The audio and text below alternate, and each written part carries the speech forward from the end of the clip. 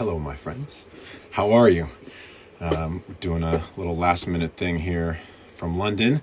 John's in LA. Come join in a second. Apologies to everybody for not being as regular as we normally are. I'm in London doing tons and tons of sessions. Things are crazy here. Even my AirPods don't want to work when I try to go live with my pal John for the 61st one of these. And yeah, it's just been crazy out here, but appreciate everybody continuing to show love and download and ask questions and share things. It's been really cool seeing people share on Instagram and the YouTube. If you guys fuck with YouTube, go over there and give us some love. We've got a clips channel and a main channel, and people are subscribing. And like I said before, when nobody could hear me, you might even be watching this on YouTube. So that's very meta. But yeah, it's great to make this happen at our regular time, even though it's nighttime. Yeah, we back. How are you doing, man? I'm good. I'm equally as busy, and there's a lot of blur happening at the moment. But I'm stoked that we were able to do it. When you asked me this morning, I was like, damn, my only window to mix at my spot today is between about 10 and 2. So this is right in the middle of that. So I'm going to have an hour to mix after. Then I have to go to another studio and mix some Atmos stuff today. It's a busy day. It's a testament to how great this is, both for you and I as well. In addition to the people that watch it regularly, it's nice to have some regularity and check in and talk about making records, everything from snare drum EQ to what it feels like to have this as a career, and also just get a break. So yeah, man, it's good to see you. Should we talk about snare drum EQs today? We can do that. I think we got some kind of. I'm just kidding. Sorry, I interrupted you. What were you gonna say? We could do that. We got some kind of some technical question things. But yeah, man, it's just been. I was just gonna say it's been totally crazy out here, and I want to make these things timeless. So I don't want to start talking about COVID too much. But it's been really crazy out here, and it's actually been really creative, and a lot of things. Schedules are changing and plans are changing, and people are having to quarantine because the UK has a very specific test and trace app, and so people get pinged on it and then they adjust. And it's been really exciting out here because it's sort of opening up at the same time, and been having really good sessions this last week, and actually had a cancellation today, so I ended up just staying in the studio and finishing productions, finishing a bunch of stuff I did last week, and obviously have this opportunity to chat with you. Have you gone for a bottle of wine at Noble Rot yet? I have not had. I don't think I had one glass of wine with one dinner, but otherwise I haven't drank it all while I'm here because I've been in so in the mode. But I think I will have to. Just go to Noble Rot for me. Just have a glass for me. Okay. You can text me something specific and I will get it. I'll check their menu. They changes daily. Okay, that sounds good. They're the best wine bar in the world. That's your spot. Where is it? I forgot what neighborhood it's in. It starts with an H. Hackney? It's not not the obvious. Okay. I only know the obvious. Yeah. No, I'm sure you know this one as well. I'll find out. Yeah, absolutely, man. Let's jump in. Well, I wanted to talk a little bit. I've been posting bits of things on my Instagram over the last week of just like feeling in the mode and feeling inspired, and realizing that a lot of that, it doesn't come from nowhere. It comes from focusing on it and having good routines. And even when I got over here, my usual morning routine of journaling and meditating and daily exercise, I've been really sticking to it. And the first week I was here where I did the quarantine, I think we spoke a little bit after that, but I was writing a song every day just to complete a song, to be in the headspace. And as soon as I got into sessions, I was just flying on all cylinders. So it's everything from writing lyrics to tweaking snare drum EQ. I was doing all this stuff very, very quickly. And so much of that is just about preparation. And the other thing, I realized I was actually talking to my mom the other day because I came home from a really good day in the studio, and with the time change, it was perfect time to call her. Saying that both my exercise routine and my work routine were at like maximum effort. So I've been working out really hard, and I've been staying at the studio and focused really hard and making lots and lots of stuff, and sleeping well. It's always interesting to confirm how if you have everything going, they all inform each other and boost each other. it's greater than the sum of its parts. It's like you're getting good sleep and eating well and working out. It actually elevates all the rest of it if you stay focused on it. And that's one of the reasons I haven't really been going out. I haven't been drinking, also because of the crazy COVID situation, but Yeah. by being double vaxxed. But it's just, again, I think we all go in and out of phases of creativity where we're feeling really good creatively. But I realize yet again that getting in one of those phases is really about you being prepared for one of those phases to hit you, Yeah. and make sure that you are taking care of whatever you can take care of in terms of your physical health, mental health. You know, I posted a thing earlier about doing piano scales because I just have a great piano here. So I spent 30 minutes just doing scales because just another thing to keep my brain in the mode. It'll make me a better keyboard player tonight when I'm plucking around on stuff, or when I'm thinking about a melody later. I'll just have the major scale over and over in my brain. All these things end up informing each other. And I think it's something that, you know, you and I end up talking a lot about mixing and finishing records and conceptual things. But I'm when I get back to LA, I've got some more sort of producer songwriters that I'm going to bring on here. But I don't talk a lot about how all those things work with my brain, because I love the technical side and the finishing side in that brain. But then the part of the brain that's just living and breathing melodies and music is a really, really important part of my life. And it actually makes me better at, when I'm good at that, I'm better at the mixing aspect of it. And it's just, again, like what Do I've you done feel here.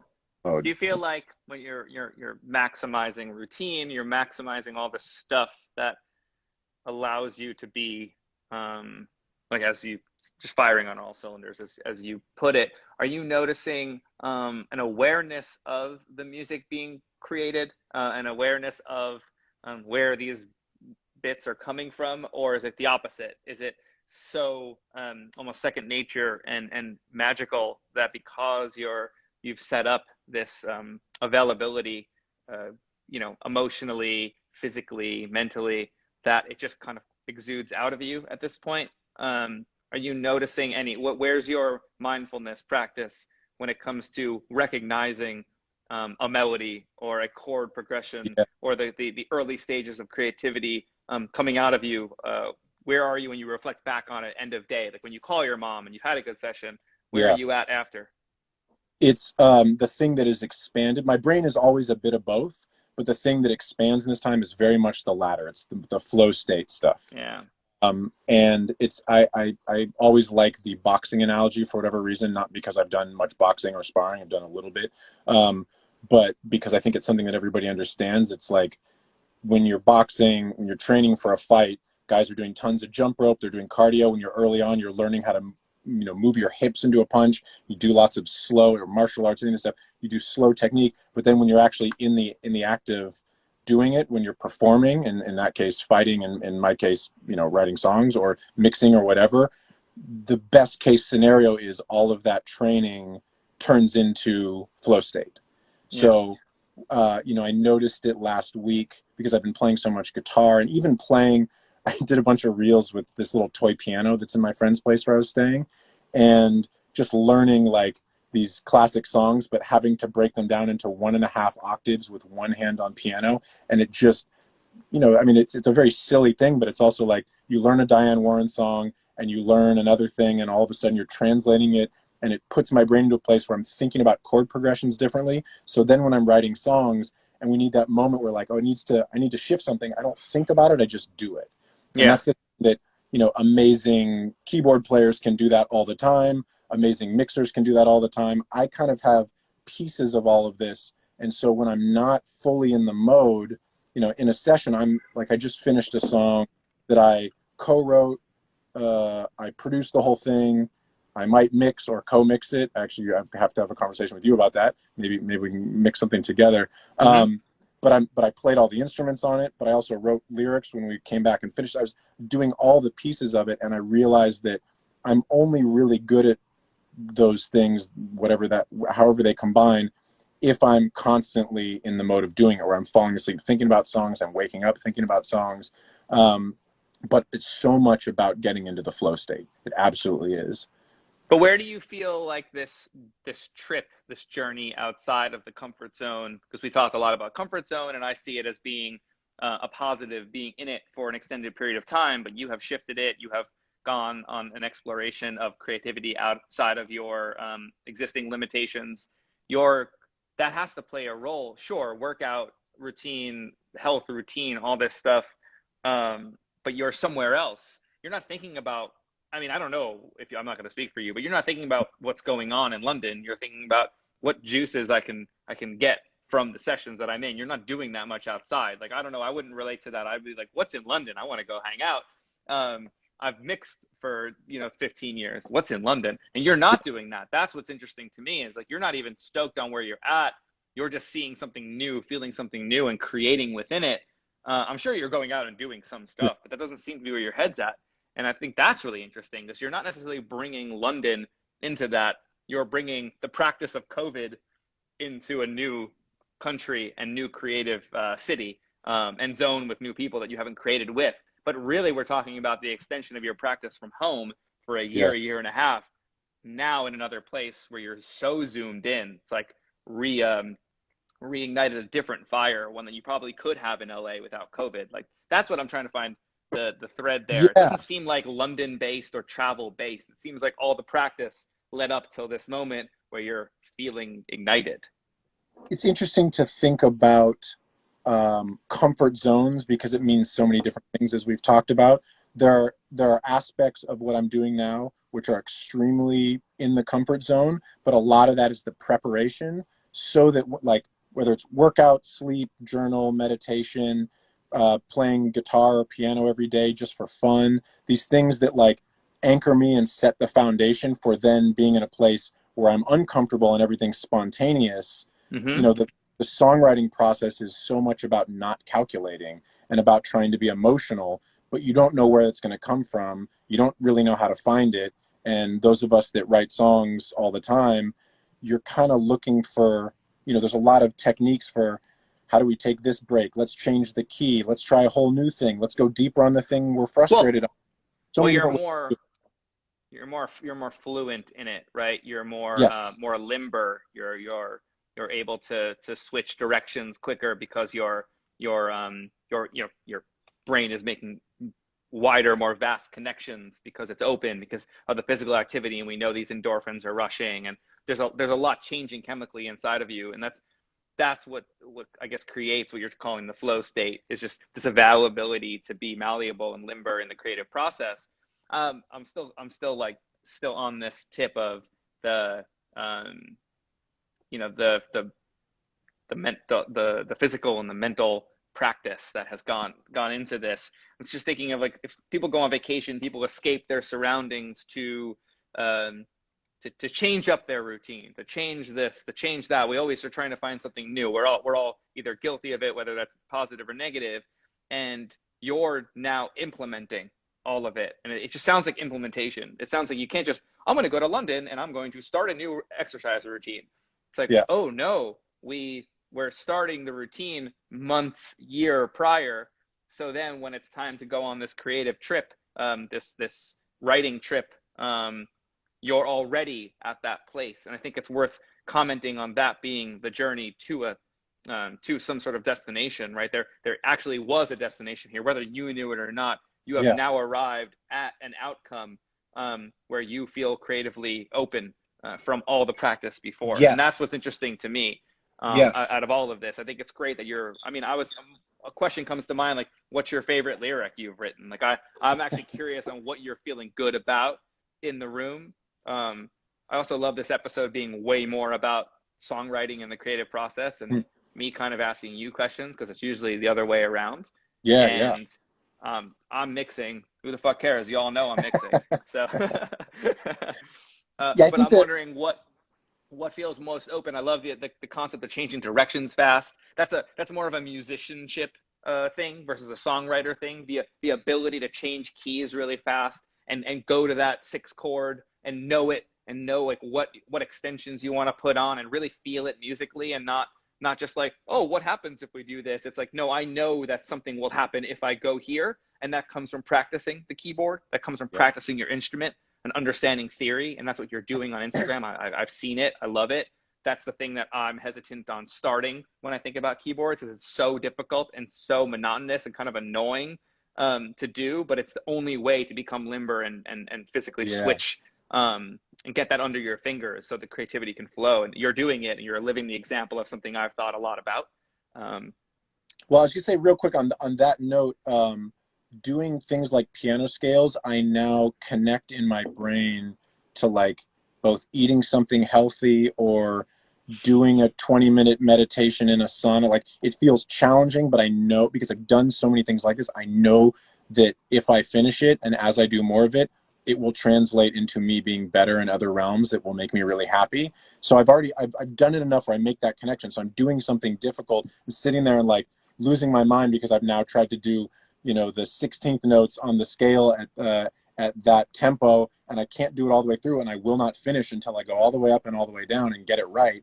But I know that this is rewiring my brain so that when I'm in a session the next day, I can change keys really quickly on the keyboard. Yeah. And so what I realized is all the preparation, what it mainly does, you know, physical, mental, practicing, all that, is it allows me to use discomfort as fuel much more effectively.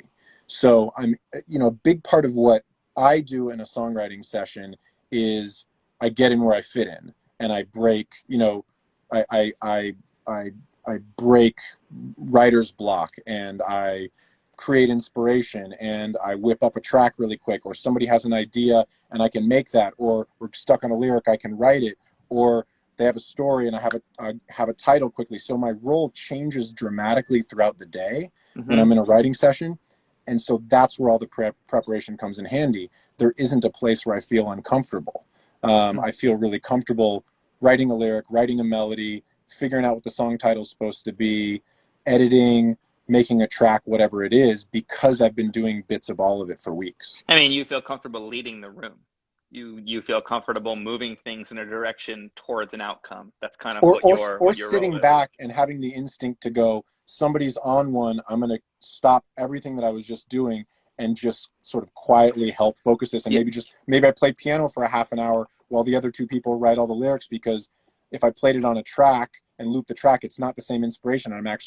All I'm doing is providing an environment for them. So, and it's knowing when that's coming up and feeling that by doing all the aspects of the process. Yeah, sometimes the leadership role is laying back. So you're just proving that even more so.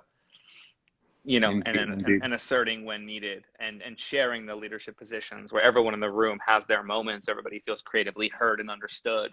That's key to collaboration when there's multiple people in the room, and you seem to do that mostly. You seem to be in the room with people. That's what you thrive on, which I always find fascinating. But again, it's only, you know, this is the thing that we've talked about this a lot. We talked about specialization a lot before, and I did not specialize early in my career. I've always enjoyed doing everything, and that comes at the expense of building momentum in one realm or another. I've had sort of little runs of momentum as a producer, as a writer, but you know, if I'm producing something and mixing something one week and then I'm writing the next week, that's really fun for my brain, and I'm fortunate that I've had success doing that.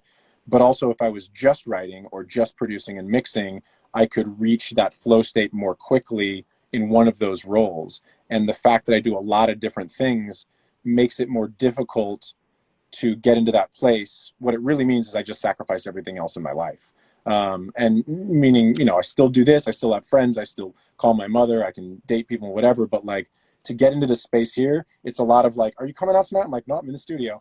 And then I get back in the studio and I'm just playing guitar. And I also love it too. I mean, this is the thing that there's a few questions that relate to this that we got this week, and we left off last week talking about relationships.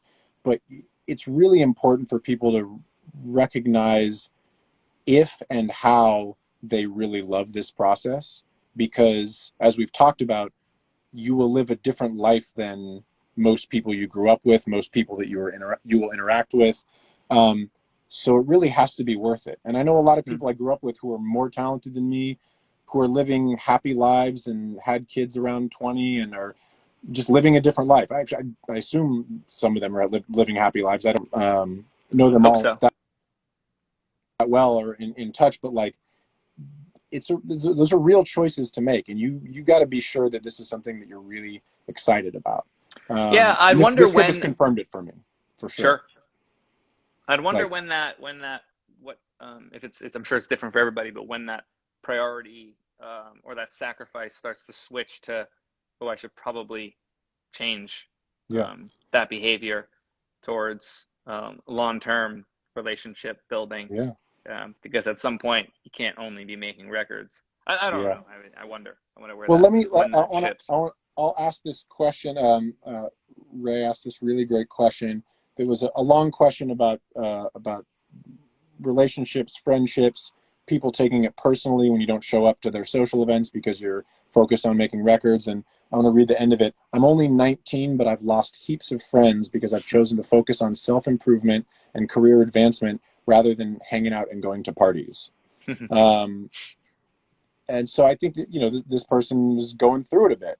And that's tough at 19 because that's a really important, I mean, it's always important to have friends and have a social life, but that's a time in most people's lives where they're figuring out how to be an adult for the first time and just starting to figure it out. And a lot of that involves socializing and, you know, the difference between your friends when you're from the ages of, say, like 12 to 18, presumably 19, you're out of the house in some capacity.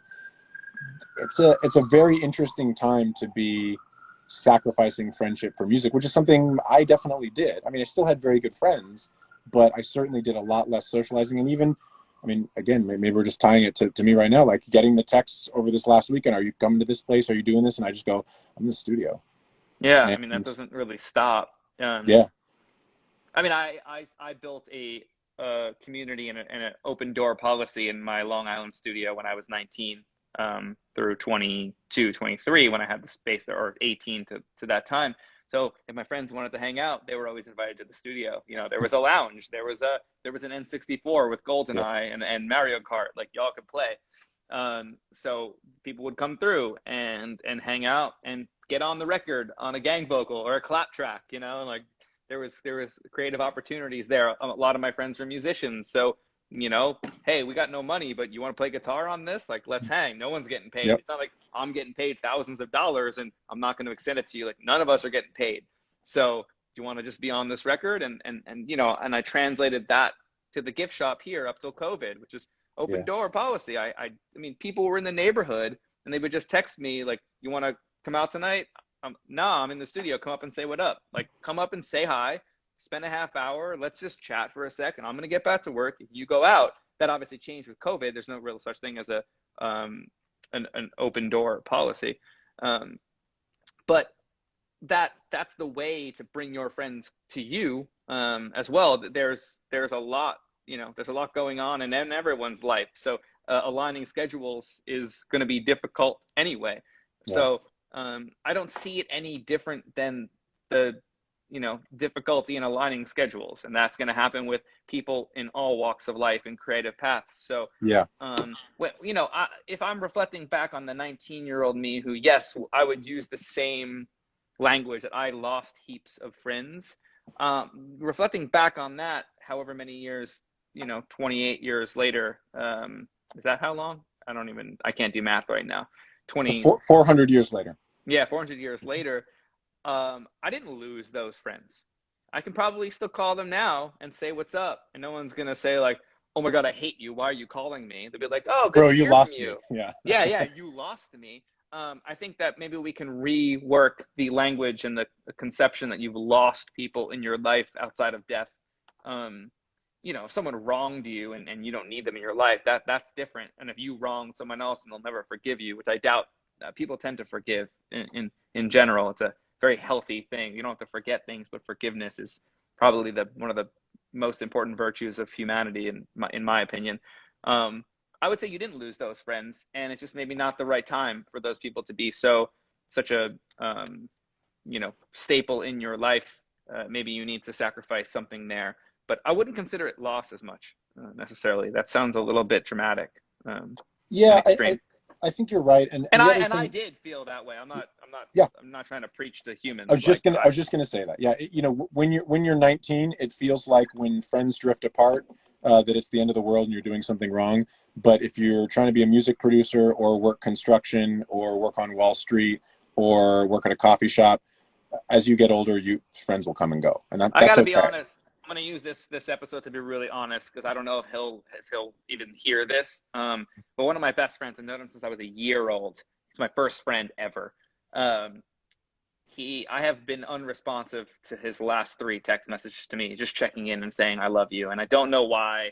I feel like I need more time to call Chris. Like I can't just like in a busy day be like, hey, but the point is I could, and he'd be like, cool man, hit me whenever you can. I've known him since I'm a year old. I'm 35 years old. That's 34 years. Like he would be cool, but I haven't responded because we get in these zones, we get in these flow states, as you called it earlier, and we're fueling that. And if something, if I have a break in the day, I don't know if I want to be on the phone. It's not something that comes naturally to me to like jump to the phone. I think we talked weeks ago about like the Instagram checks, and it's more of a tick than an addiction. It's like, oh, I do that, but I don't even, there's no substance to that. I'm not really engaging with that. I'm just like letting it go, except for when I see Matt practicing his scales. I'm like, damn, I should do that too. But I should be more outward, to especially people like him, because I would never say that I lost him as a friend, but we go years without being close. But I've also known him since 1. I've not lost him. And I would never, no matter what has happened in our life, he would never say I lost my friend John to LA. Like that's just not how our relationship was. But we've gone through rich phases of connection where he would come visit me twice a year. He's a touring musician as well, so he comes to LA. So we would see each other, to pandemic where we haven't seen each other, and we've probably talked once or twice in length. And I apologize to him live here. Also, to people that have also experienced this recently, like call your homie. So I'm gonna try to find time to call him today. Yeah, call your people. If this you get nothing else, this is a thing we all think about, because there is a lot of sacrifice, and I'm kind of over it. Like when I asked that question 5-10 minutes ago, like when is the time to switch priorities?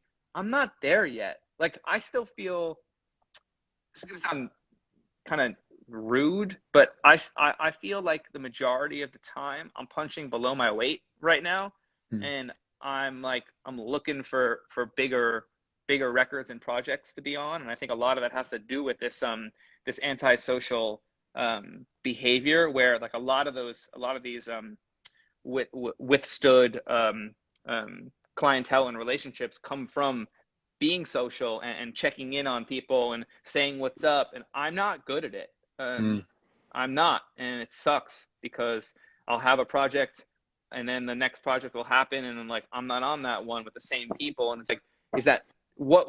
There's got to be multiple reasons. I know it's not personal, but if you were regularly speaking to humans, you might be on the front of mind more, whether it's an A&R or a manager or a producer or an artist directly, depending on who calls the shots in the team and whatever. There is importance to the social factor here, and that's not my comfort zone. I can host a dinner party and host a wine night and keep it intimate, and that I'm good at. But the networking aspect of it all is, and I'm sure it's 50-50 on this chat with people that feel good at it and love it and thrive off it and are extroverted, and people like me that's not really what I'm interested in doing with my time. But I feel like I'm missing opportunities because of it. And I don't feel like it's time to move on from sacrificing yet, because I'm not where I want to be. And I actually think that I'm the type of personality that will recognize when I arrive at what I want to be, or where on the journey that I feel like I should be and could be, and not always have that like looking for the next thing mentality. I think I'll be aware enough when it happens that I'm because I also, out of gratitude, will say that, and both of us can probably speak on this or feel very similarly, like we're very fortunate to already be where we are in our careers at our age range. But when it comes to what I think I have to offer music and the music that I work on or could work on, I feel like I'm punching below weight right now. Yeah. I mean, it's such an interesting thing. I would say that actually probably the majority of people who watch these and are making records in their bedrooms are more introverts than anything else. Maybe. I certainly love being social, and there's aspects of socializing which I really do enjoy, but I really don't like the sort of half friend industry check-in thing. I mean, I think there are people that have their crew and they get really close, and I have some really close friends I've made a lot of records with. But it is a weird thing where you know that you would get more calls if you could schmooze a little better. There is a part of that that is frustrating and will always be frustrating, because you can also do too much of that, and all of a sudden you're not making great records. You're not focusing on that. And that's something that, again, on this trip, I feel like I've rediscovered, which I rediscover every 6 or 8 months, which is, oh, why I do this is because if I'm firing on all cylinders, I just get really happy at the end of the day because I've made a bunch of cool shit. Hmm. And Hmm. having done this for years, when I make that shit, which is makes me the most happy, is generally the things that other people want, whether they want to cut the song or they like the production or they want to hire me more. It's when I'm doing the things that I really love. And that's a very fortunate thing. It may not be the case for everyone. I just happen to love pop records and love things Hmm. that turns out other people like as well. But the social aspect is really tough. I think we've talked about it a little bit, and maybe speaking on you a bit about it, it's something that pre-COVID you had started to figure out, which is you're not a guy who's going to go to the club. You're not a guy who's going to go to run around and high five at industry events, but you are a guy who has a great space that you can have people over. And, I met you at a Jon Castelli, not a conversations thing, but you were hosting a thing for an artist that we'd both worked with. We didn't work on any of the same songs, but you were hosting it. And that energy is what brought us together. Your generosity, your desire for community, even though you don't feel like a guy who's running out there socializing, you were organizing it. And so I think the message to tell everybody, especially people that are, like Ray, who was having a tough time at 19, figuring out, do I try to keep some of these friends? Am I sacrificing friends? You do have to make a certain kind of effort as a creative person who's doing something outside the norm, to figure out what you like doing socially and make a Yeah. little extra effort to do that. One, for your mental health, because it's important to not just be locked in a room for 14 hours because you'll go insane, but also because that, you win in teams, you win in communities. Music is a social and cultural dialogue. It's an art form that is about collaboration and community. And so without that, you're not going to make the things you want to make. But Right. everybody's very different with it. It is a hard thing. It's like, okay, you got to be in the studio for 14 hours a day when you're young and go crazy, but also learn how to socialize and promote yourself and be an entrepreneur and figure out money situation and figure out how to talk to everyone in your life who's like, what are you doing? Why don't you come to happy hour? I'm in the fucking studio. How am I going to go to like, this is a Yeah. very, it's a difficult thing we're doing. And I appreciate It's younger so interesting. people hitting us Let's up just jump about in it. on. It's tough. It's funny. It's a difficult thing. Like it's at the same time though. Like let's just be real because we're making music. Oh, the work itself is amazing. That's why it's worth it. No, but That's what why I'm it's worth it, saying, guys. sorry, what I'm saying is Oh, what like are you saying?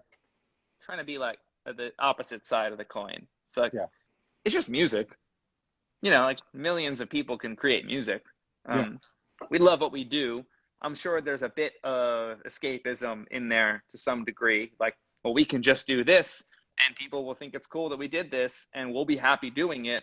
So we can just do that and avoid other things that don't make us feel comfortable because we have this thing that people accept us for doing and love that we do it, right? So yes, there's, but that's not enough though, because there's a lot of people that feel that way, that pick up a guitar and try to do something. It takes a weird kind of introversion to obsess about learning how to mix or play guitar or whatever it is, paint or sing or do any kind of art.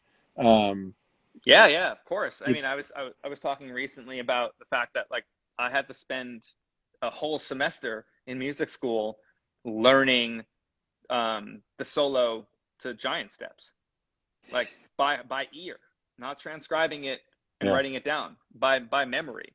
And then it's like, well, what's the purpose of that? Like, how am I going to use the solo of Giant Steps? Well, that was interesting to me then, and that was a project that I enjoyed doing and practicing 8, 12 hours a day, and learning it by ear and memorizing and being able to do it. But where did that get me now? Sure, understanding discipline and practice, but I can't play Giant Steps in all keys. yeah. Therefore, I mean, I can, at the time, I could play the head of Giant Steps in all keys. Like, I've been thinking about this a lot also with you practicing, the idea of picking up a saxophone again and maybe gigging for fun as a hobby is like, well, Wait, I for have to real? learn.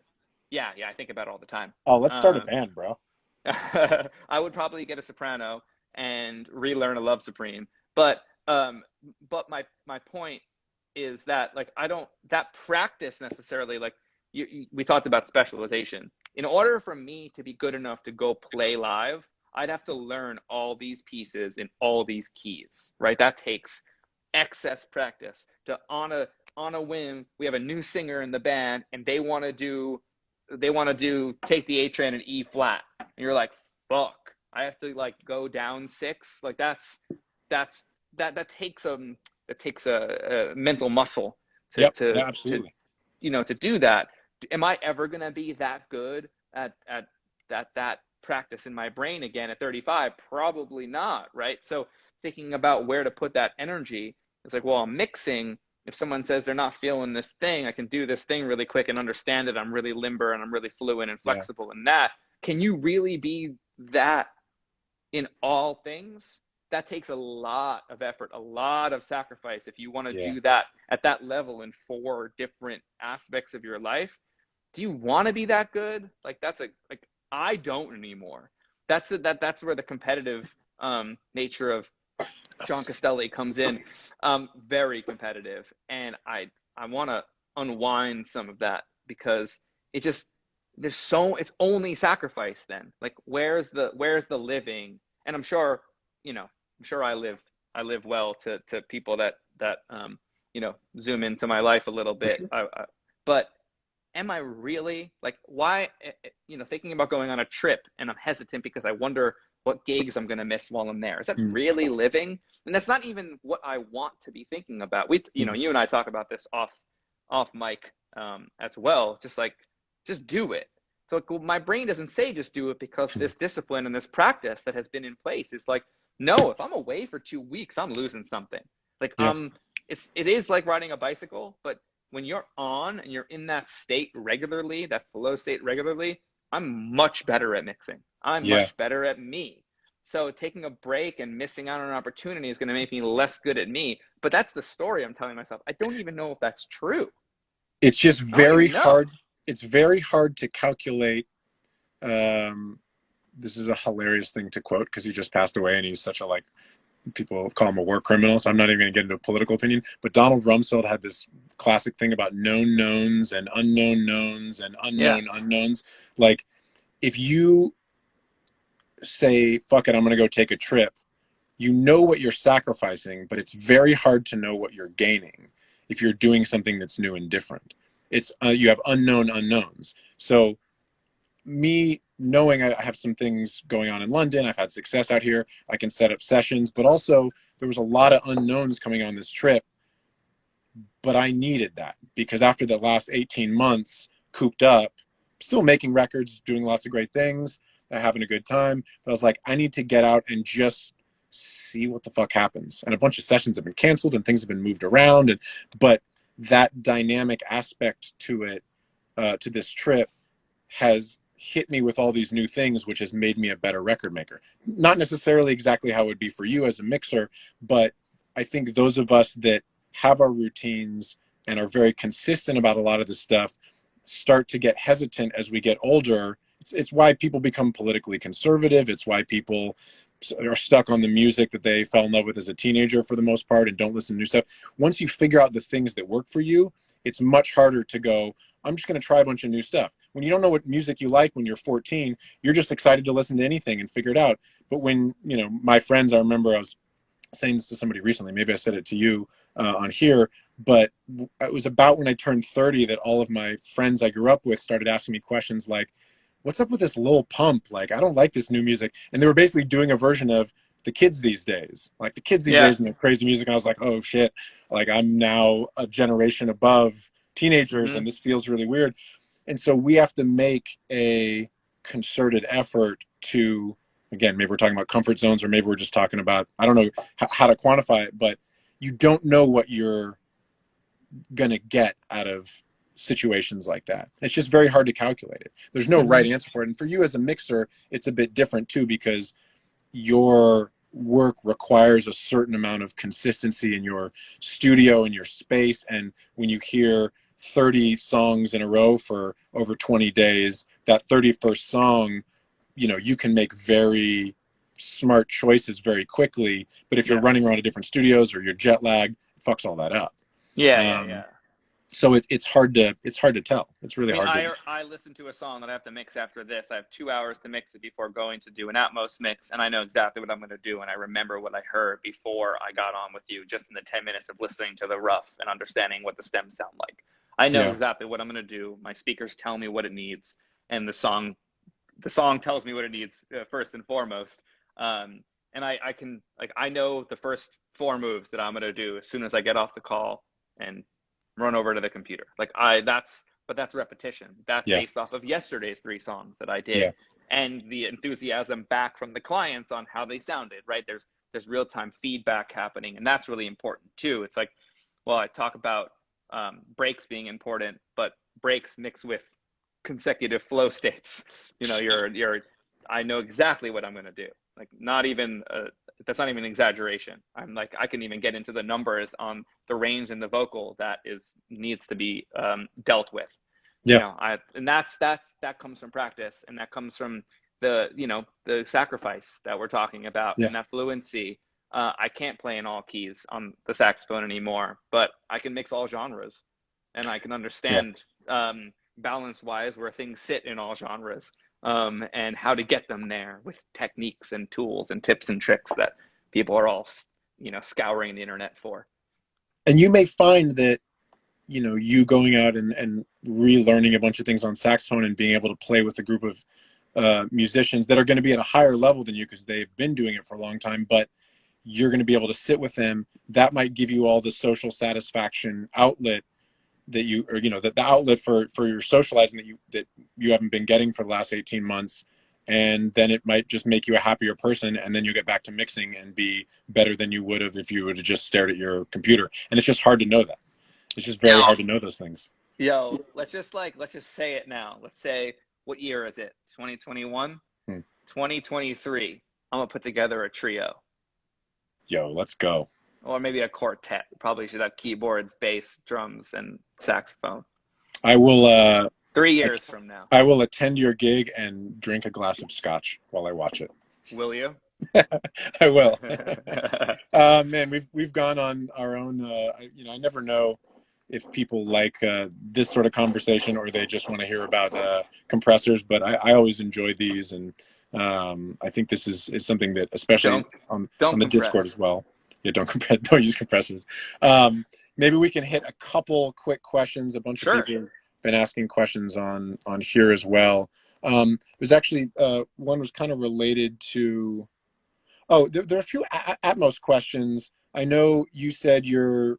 You told me offline. So I don't know. You're doing some Atmos stuff coming up soon. Somebody asked about, said Avid has a Dolby Atmos certification. Do you know anything about that? I think Atmos is one of those things that everybody isn't sure what the hell is happening and what they should be doing. If they're mixing, should they be learning about it? Somebody just said in the comments they got asked to reference one of your Atmos mixes. Can we just check in on the state of Atmos since people are asking lots of questions about it? Yeah, not quite sure how that person referenced that Atmos mix, by the way. So, is it out in the world? I don't think it's released.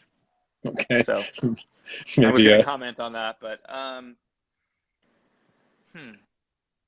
Atmos is confusing. You're going through with your installation. It's happening soon. It's happening somewhere else, and it's in progress. Interesting. At the moment, we can talk about that when it's official. Okay. But I'm working over at my homie Dale Becker, mastering engineer at his place. I'm going over there today. I'm mixing an album now in both stereo and Atmos for a new artist on RCA, and we're just doing both back and forth. I just got called yesterday about another album that I mixed. I have to do an Atmos, so it's regularly happening. The deliverable is required, so everyone's going to need to deliver an Atmos mix, an Atmos file, and everyone meaning you think it's going to be standard now. If someone is mixing a record, they also, You It don't is think a there'll be specialists doing it, doing Atmos the three major record labels are requiring it for a deliverable. It is now a already? requirement already. Yes, it is a Interesting. Okay, requirement. that's new And there are, information. yes, it's a requirement. So now I'm just getting booked for basically two albums. So And you and again, you get two fees for it. it's Get that money. negotiable. Get that money. Well, I mean, if I'm being honest on here, Grant, these are thoughts that like it's early days on the whole business model of it. Yep. But That's for why it's so me, interesting to talk about. yeah, for me, someone that like doesn't mind the hustle, but as he grows up, wants to spend more time doing other things, like taking trips to Santa Barbara and and cutting at dinner and maybe not working after. Like last night I worked after dinner. I didn't, I had to. Like I'm open to it, but that's not where I want to be for the rest of my life. So the majority of the time I'll be okay with it, but I want to start trending towards maybe not, right? Yeah. So when it comes to me with Atmos, I'd rather do less albums a year and do 2 albums per artist, like less projects and Yeah. more and the same amount of work, right? I don't need to make much more money, for example. Like I already make more money than I could have imagined making in music, and it's not like I'm a millionaire or anything. That would be great if I could become that, but being honest, I'm not. But I feel like this is way above what I thought an engineer could make for a living. So I don't use money as the motivator anymore, because I could learn how to save better and live a very normal middle class life with what I make, probably upper middle class life with what I make right now. So I'm seeing Atmos as a maybe less amount of projects thing Yeah. and kind of keeping consistent money. And then royalties on top of that could give me retirement one day, or the the choice to retire. I don't know if we ever retire in Right. creative fields, but The option. but you know what I mean? Like, I'm not considering it like, oh my God, let's get that money. It's like, well, maybe we do less. And since I'm mixing the stereo and I can choose the stems, it can make my life easier in Atmos. So I can do a few more a day. I can have my assistants get them started and have a team built around it that gives Yeah. other people sustainability and growth, and have more mentorship outside of just stereo mixing. Because I think for me personally, Atmos is fun. It's first and foremost fun. Having that access to that three-dimensional nature to sound, which we've talked about this online, like I like to mix with depth in 3 dimensions anyway, Yep. which sometimes can be a turnoff to some people that just want dense, overly loud. I don't understand why I want that, because it's going to get turned down later, but I get why people would want it based off of like the intensity of it. In Yeah. Atmos, you have so much more space to play. And I'm not doing, when I do an Atmos mix, I'm not like moving shit around the speakers and tricking your head. I'm giving you a sense of the space. Yeah. I mean, yeah, we'll pan things, but like that's not the point. It's a little queasy feeling when you're in your head, when we're in spatial audio anyway, because it's not sounding right. It'll make you feel a bit sick. So I'm trying to get you, say for example, you're listening to a classical piece. Say it was recorded live at Disney Hall or Royal Albert Hall in London. In a stereo field, you can sense the space behind the stage, in the back of the stage. But what if I were to, have room mics from Royal Albert Hall, and I can turn them up in the back, so you're getting a reflection from behind you as if you were sitting in the middle of the hall. We can do that with pop music too. We can have, like I talk about on the talk mix that someone referenced, like that the main synth in talk, it's the same part. It's three layers of the synth. And before I had access to the Atmos mix, I thought to myself, wouldn't it be cool if I was able to mix this in surround, and I can take the thickest version of the synth and put it in the front speakers, the second thinnest, the mid layer, put it in the mid, and then the buzzier high one, put it in the back. Like, what if I can just have that experience? I bet it would feel like you're sitting inside of the Juno. And sure enough, with no trickery, the Juno now sounds like you're in a room that is made of Juno. Well, when it doesn't. When you have an Atmos setup, which is the other interesting part. Sure. But the fold down version of that, without, because the less tricks you do in Atmos, the more realistic that it will feel. Yeah. That's what I'm learning, the different parameters of size and height and space. And the more you do, the more phasing is interacted, and then that's when it kind of starts to feel weird. So the less added effects that you do, the more realistic it actually will feel in the binaural rendering of it. And you can actually sense this in headphones I think the more trickery that people are doing, it's when people are like, why does it feel like this? But that's that's more of a technical conversation on this. I'm just thinking Yeah, creatively speaking. So yeah, I'm doing it for fun because I like the way that we can make things feel like you're in a space. And yeah, I want to do that with pop music anyway. yeah. So I think that should be the first reason for doing this. Well, It's a new sized creative palette for mixers I and think producers to work in. I think most people, it seems like most of the conversations that people are having are, I'm a young mixer. If this is now half of mixing work and I can't afford an Atmos setup, what the fuck do I do? Yeah. And I don't know what the answer is there. It seems like it's just a question of how much it becomes the standard. If all the record labels are requiring it, or at least many of the majors are right now, it's, and I think Kian mentioned this as well. It's like, I guess as a mixer, you have a relationship with someone who has one Yep, of you'll those have to. studios. I'm guessing there will be business models that come up around that. If it truly becomes half of the mixing budget, or the mixing budget doubles or whatever across the board, although it seems strange if record companies are all of a sudden just going to be spending twice as much money. They'll figure out a way to To not. not pay people. They But aren't right now. It's not a full rate right now. well, keep fighting for it as much as possible. Yes, This yes. is one of the things that I love about you and about guys like Baines and TZO and some of the other folks we've had on here. It's like there really is an engineering and producer and songwriter community that is trying to look out for each other and not undercut each other if at all possible, Yes. that keep the profession up. That's very interesting. I think we'll keep checking in on Atmos stuff because Well, we you're should touch one more on that because yes, you're going to have to find someone that does have Atmos. To me, this is the first time in 2 decades where the barrier of entry into mixing as a profession is as high as it was when you needed an HD3 or HD1 even yeah, to have a pro studio without latency. a So there, five-figure investment.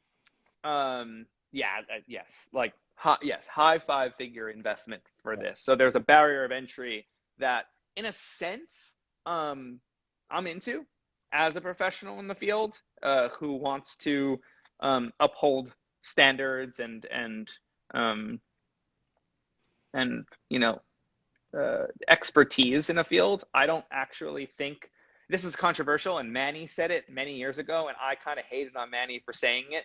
It's like the opposite of Gusto in Ratatouille when he says anybody can cook. When Manny was asked on an interview, like, can anybody mix? He was like, no, not anybody can mix. And I thought that was the truth. I thought anybody can mix. I don't think anybody can mix anymore. I think anybody can theoretically put a mix onto DSPs and call it a mix. I think it's a very trained specific ear that can handle a final rendering. So I think the access to a binaural rendering in Atmos is going to be something that needs to be learned, understood, and mastered. And the barrier of entry to me helps the quality control because this isn't something you can just start panning shit around because it's fun to put the bass in the back speaker. It's like, that's not going to feel good in headphones in binaural renderings. And you have to understand the limits of the technology here. And so I don't think anybody can do it. And I think that's okay. Yeah. Does it seem, it's funny. I don't have, it's interesting what you say, and I don't even know if I agree or disagree. I can't see into the future, obviously, and I can't quite get my head around what Atmos is really going to mean.